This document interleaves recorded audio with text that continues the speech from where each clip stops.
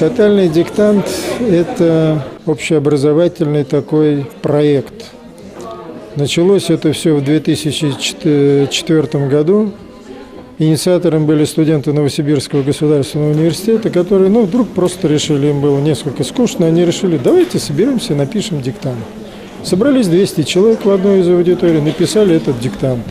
А в этом году только в Российской Федерации 350 городов. Во-вторых, это 45 стран по всему миру. Как уже было сказано, в этом году даже диктант пишут на космической станции у нас космонавты и на полярных станциях. Так что вот этот диктант, он уже приобретает такую, я бы сказал, мировую, что ли, значимость, потому что все русские, кто живет в разных странах, и не только русские, кстати, тех иностранцев, кто изучает русский язык, они тоже приобщаются к этому. В школе всегда писала любить диктанты, поэтому интересно было прийти снова написать. Я в этом диктанте участвовала в первый раз в жизни. Для меня это было большое открытие. Оказывается, приходит очень много народу. Даже мне на 6-м десятке было интересно знать, на что мы способны еще, наша Россия. В этом году был текст известного пермского писателя Алексея Иванова, который назывался «Поезд Чусовая Тагил». Диктант, конечно, повышенной трудности,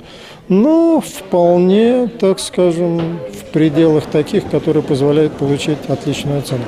Чуть сложно было, слова были, которые вообще в первый раз слышал, там пару слов. А так в целом нормально. Как думаете, как справились? На 4 точно рассчитываю, на 5, наверное, нет. Пару помарок было. Хотел проверить свои знания. Там, получается, очень много было запятых. Вот я, например, смело могу сказать, что за орфографию я не боюсь. Единственное, у меня проблемы иногда бывают с запятыми. А в начале видеоролика как раз сам автор и сказал, что много запятых. Он подсказал, помог нам морально. Были предложения, над которыми приходилось достаточно долго подумать, но, естественно, из-за того, что уже диктует следующее, переходишь уже на следующее предложение. Цели здесь две. Для тех, кто участвует, кто пишет диктант, цель их проверить свою грамотность, уровень своей грамотности.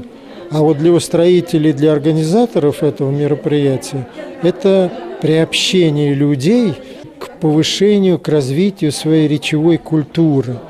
И поэтому я считаю, что это, конечно, очень большое такое явление в нашей жизни, которое должно всемирно поощряться и распространяться.